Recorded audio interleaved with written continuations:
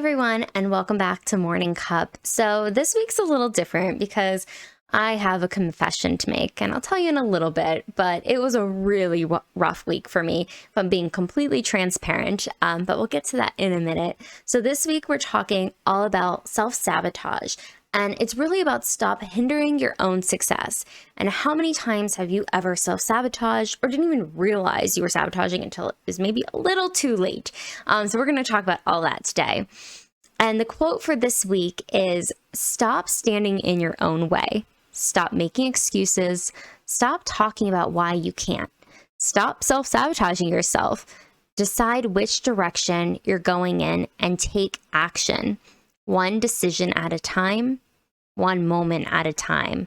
And that's Iscovitz.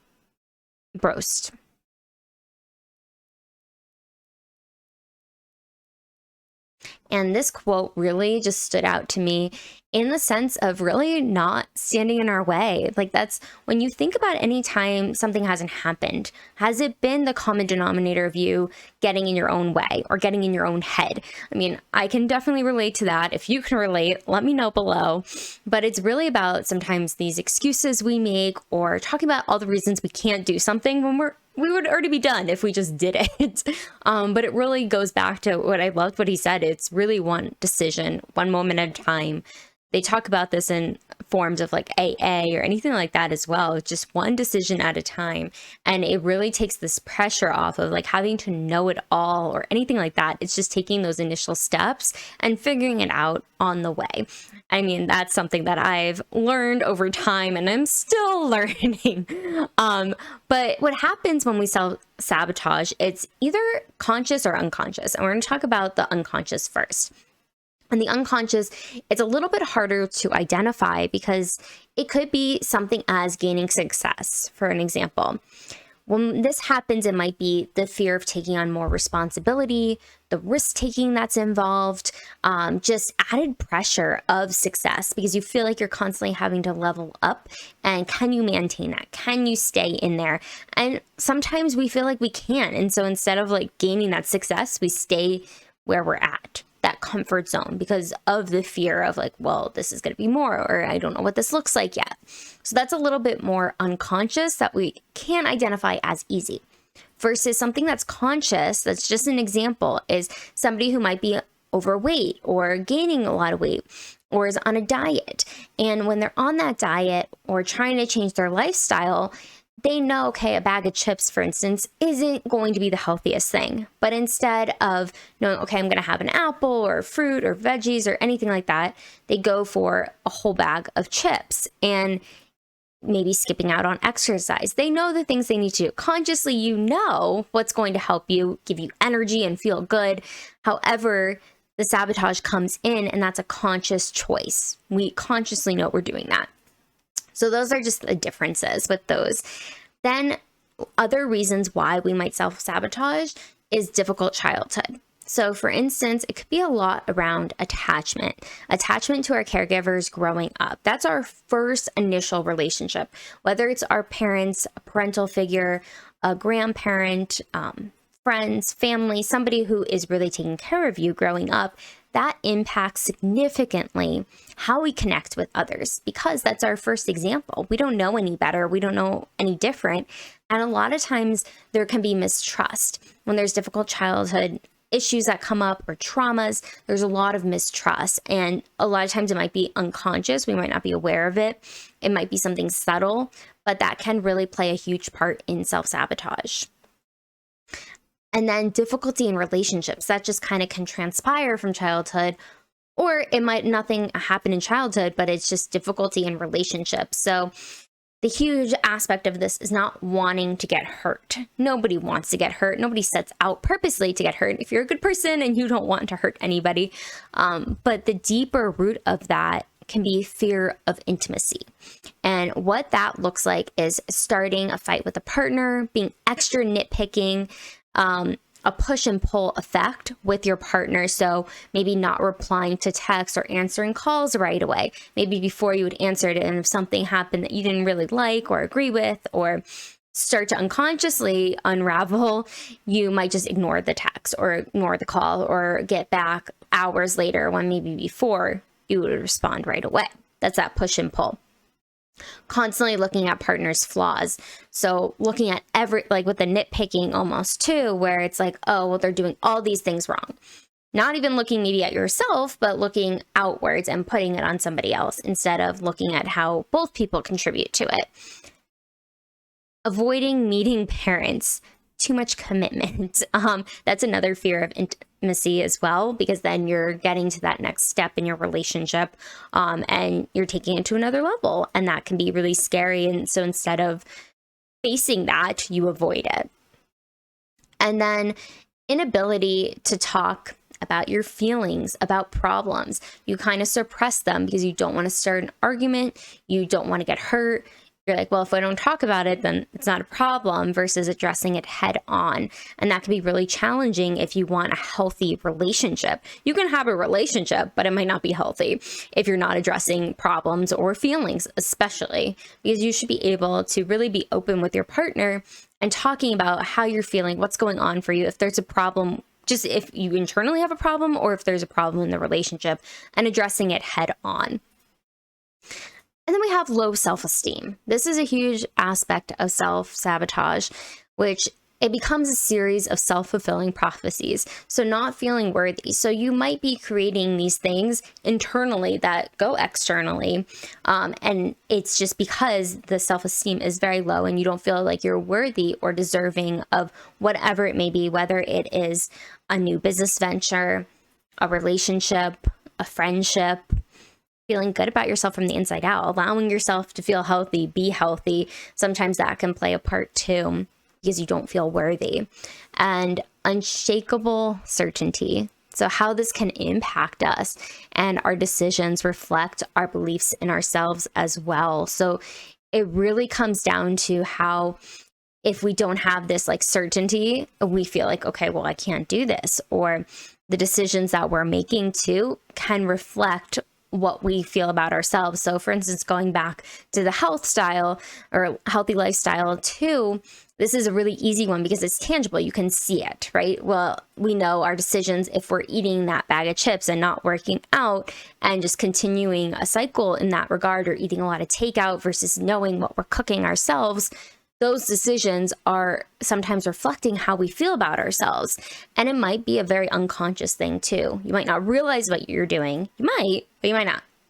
And then more on the unconscious side of our relationships, or how we might be maybe really affecting a really healthy relationship that can go south because we aren't addressing how we feel about ourselves, or pouring into ourselves and building that self-esteem and confidence within ourselves. But that comes down to how this can really impact us, but also those around us as well. And then common ways that we self-sabotage. The first one is procrastination. We talked about this last week. So that fear of disappointing others, lack of self-regulation. So all the distractions, temptations, deadlines that come up, we're just like suppressing them and not being able to regulate those emotions around it, because distraction, we're seeing all these great things or not so great things, but we're maybe going out instead of, okay, I need to get this done for my business, for a client, whatever it may be in our businesses or even our relationships. And you can definitely check out the procrastination video from last week as well for Monday. Self-medication. So a lot of people will do this too, where it's a narrative we tell ourselves that we can't be whatever it is. And there's this constant internal battle. So especially with whether it's alcohol, drugs, food can be a drug too, lack of exercise, those things that really play a part in our everyday lives. It's this narrative that we're telling ourselves that we're unable to be a certain way because of whatever it may be. So for instance, we might go out the night before and be drinking or whatnot, and knowing we have a huge presentation the next day. And it goes back to this like fear of success. You might have this narrative where I'm a failure, I'm not going to be able to do this, or I'm just going to stay put where I'm at, my comfort zone. But when we do that, we're pouring into this negative internal belief that we're not going to amount that what we want to. we're not going to be able to move forward with what we want to be because of this narrative that keeps playing, this story that we've been telling ourselves for a long time, versus understanding that we can change the narrative at any moment. We are so capable of that. So that's next. And with perfectionism. So we talk a lot about perfectionism, and it's this impossible standard that we set for ourselves internally. Nobody is setting it for us, but we do it ourselves, and it causes a lot of delay, a lot of setback, because we're not allowing ourselves to flourish where we need to, because we're putting these standards on ourselves that are truly impossible at times, and being very rigid. And when we're rigid, we're not able to really grow from there, because we're stuck in this mindset. And it kind of goes back to that narrative too. It's this narrative we tell ourselves. So how do we stop sabotage towards ourselves, right? Where's the answers? The first is examine the root. Find the patterns. What are your patterns? We all have patterns. It's just being able to look a little deeper. So how can we find those patterns? Journal. I talk about journaling a lot because it's been so helpful for me, but what scenarios keep coming up for you? When we're able to identify, okay, there's a common root on all of these things. So that pattern, what is happening every time? Is it the narrative that you're telling yourself that stops you from going forward? Is it the things that you're telling yourself outside of the narrative? Is it the actions you're taking every day? Then stop procrastinating. Like I said, we just did the video last week about this, but what are you really avoiding or putting off? A lot of times there is something deeper. It's not just a surface level, and it's challenging the negative beliefs and fears. So what can you do? Complete small tasks. Visualize the end result. Where are you going? What is that end result? And remember, mistakes will happen. You are human. In case anyone's forgetting, we are all human. And it's really challenging when we have these things that we're putting off or avoiding or not really paying attention to, because we don't believe we can do it, or the fear that comes with actually doing it and following through with it. It's that end result. So visualizing an end result that makes sense to you and that you're excited about to get it done. Improve relationships. Easy, just improve them. Kidding. It really starts with communicating, expressing your feelings. I am so lucky that I have learned to communicate so much better. I can tell you, if I'm being very transparent, my communication skills weren't the best. I mean, as a therapist, I was able to do it, but with my personal relationships, I did struggle, because I always felt like, okay, well, I didn't deserve to really say my true feelings, or maybe they would run if I told them how I really felt. And that can be really scary. But when we are communicating and it's with the right people that we're surrounded with, they're going to listen. Whether it's romantic, friendships, family, when they value you and your time and how you feel, that is going to make a world of a difference. And it's also in identifying your triggers. So when you're getting triggered on something, this happened to me a lot last week. I was getting very triggered because there's a lot of changes going on in my life right now, and it's scary. It's exciting, but it's also very scary. And I've been able to identify a lot of things that are coming up and a lot of self-sabotaging behaviors that were starting to creep in. But being able to journal about them for me has been really beneficial, of seeing the pattern that I'm doing before it becomes a self-sabotaging, like full blown. But when we're able to really identify what's going on, it makes it so much easier to communicate, because then you're able to pinpoint, hey, this is what's going on. This is why it's happening. This isn't a reflection of you. This is what's going on for me. And I need you to know where I'm coming from. When we're able to do that, it makes a world of a difference for both people. Be mindful of your behavior as well. Like when we're saying something or we're putting our energy out there of like, we're frustrated, we're scared, we're overwhelmed, when we are aware of our behaviors that come from that. Like for instance, how I process things when I'm upset is I will literally shut down, and then I will explore what is going on. Why am I feeling like this? What is happening? What triggered this? And what's the deeper reason? So then once I know what that is, I can go back to my boyfriend, I can go back to my friends and tell them, hey, this is what's going on for me.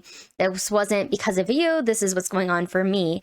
And they're able to better manage that and navigate it with me versus me just feeling alone in this like world of my own, because I definitely revert inwards to understand what's going on before instead of like lashing out or saying anything I would regret.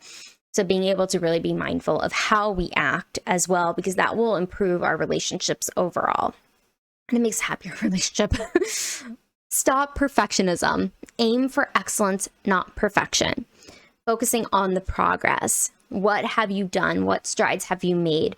And being a little bit nicer to yourself. This is something I'm still learning day in, day out, even though I'm a huge advocate for self-love and boundaries, but it's really about understanding when we need to be a little bit more compassionate towards ourselves and not so hard, because I know I'm my own worst critic all the time, and I'm sure others can relate to themselves maybe, but this is something I see a lot with my clients, and I personally go through it too. Stop focusing only on the big picture. If you just focus on everything that's like in the forefront of like 10 years from now, it's going to be hard to make those small changes. And I talk about this a lot because it's very true. When we focus on the small changes, we can really make movement. And it's removing all or nothing thinking. So it's not black and white. There's a lot of gray in life. And it's being able to understand that when we take out, well, it's either this or that, or like the extremes, that can really make us not be able to move forward with the small changes to get that big picture that we want. And don't focus on the unimportant details. When we get caught up in the unimportant details, it really holds us back. And I've experienced this multiple times where I'll be focusing on everything that like is not important versus like, okay, what needs to get done right now? And staying focused and not get that distraction that comes into play of like, well, this is what I want. But okay, that's great what you want. How do we get there? How do we take those baby steps every day? So these are some questions to ask yourself when you are going through the self-sabotaging behavior, or you notice it, you're now conscious of it. Do you feel discomfort when you make progress? Have you ever felt discomfort? I know I have. I'm like, this is weird. This is uncomfortable. And is it based on a fear of failure and worry about looking silly? Maybe it's a fear of success because you're not really sure what's going to happen next.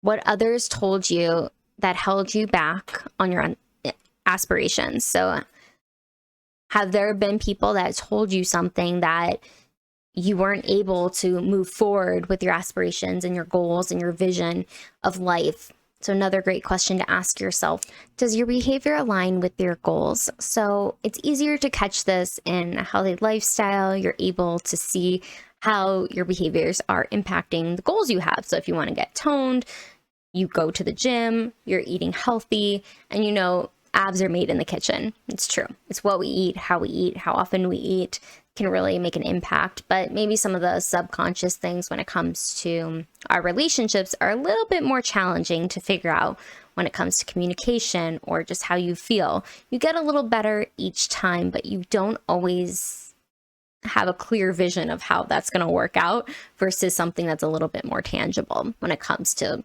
food, working out, exercise, healthy lifestyle. Does your behavior align with your values that you currently have? So what stops you from taking actions aligned with those values? A lot of times we stop ourselves, even though we know, okay, this is my goal, this is what I truly value, but there's something that hinders that. And that goes a long way with success and wanting success. So those are some other questions to ask yourself. And do you have concerns around achieving more than you thought? If you achieve more or do better, do you think success is more than you deserve? And this is definitely one that stood out to me, and being able to ask myself this question, because this is something I struggle with as well. And that's what I was talking about earlier. I had a little bit of a confession to make, and it really is around success, this fear of success that I have and not being good enough. And, you know, this past week was a really challenging week for me. I was probably crying almost every day, if I'm being fully transparent, because like I mentioned earlier, I'm going through a lot of changes. My businesses are up leveling tremendously. It's exciting. I can't wait. I'm ready for it. I'm open for all of it. However, there's a lot of growing pains with that. And I think a lot of people don't talk about that enough, where it's the sense of loss, of the level you're at and the one you're going to. It's, you want to go to that. However, it's shedding that layer of knowing, okay, it's that next step. It is scary. It is uncomfortable. There's a lot of discomfort. And a lot of my behaviors were a little self-sabotaging this past week, and towards my boyfriend, towards family.